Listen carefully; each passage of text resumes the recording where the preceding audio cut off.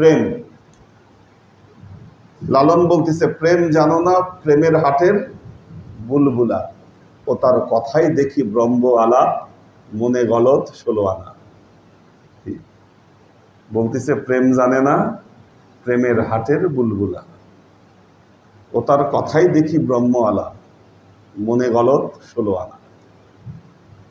অর্থাৎ বলতেছে প্রেমের হাটের বুলবুলা, যে মসজিদে নামাজ পড়ায় মানুষকে আল্লাহর প্রেমের দিকে আহ্বান করতেছে, সে নিজেই প্রেম বুঝে না।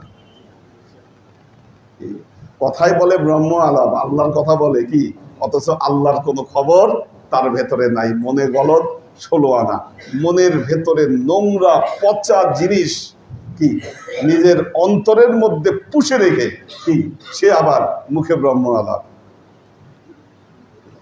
আব্বা একটা কথা বলতো, সাআতি জামানুন, কি সাআতি জামান, এমন সময় আসবে, এমন অনেক মানুষ বের হবে, কওলুহুম কাকাউলুল আম্বিয়া ফিআলুহুম কাফিআলি ফিরআউন, কথা বলবে নবী রাসূলদের মতো, কাজ করবে ফেরাউনের মতো।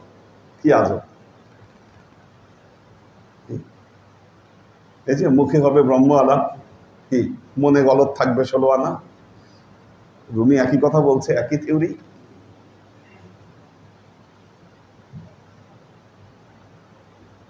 তো আল্লাহর আশিক ও সালেক বৃন্দ হামদেলি হওয়াটা গুরুত্বপূর্ণ।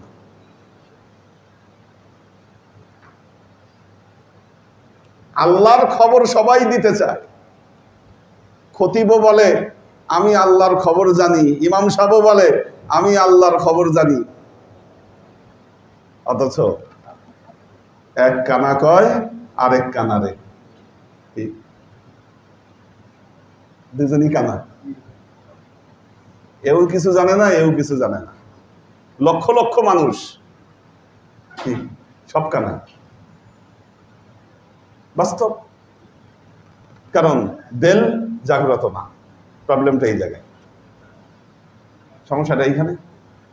এজন্য মনে পচা গলা সবকিছু কি লালন করতেছে ভেতরে। কোত্থেকে আসবে হেদায়েতের আলো?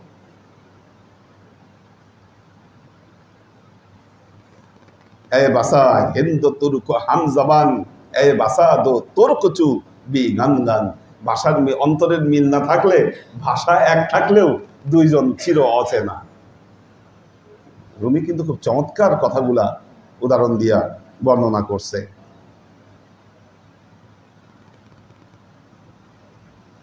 পাস জবান মাহারামি খুদ দি গারাস, হামদেলি আজ হাম জবানি বেহতারাস।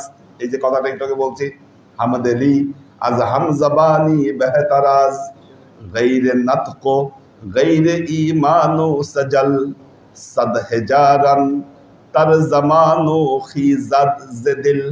মারাত্মক কথা বলছে, বলতেছে গায়রে নাতক, কথা ছাড়া, কি কোন কথা ছাড়া, গায়রে নাতক। হাইয়ানুন নাতিকুন মানুষকে বলা হয়, কথা বলা প্রাণী।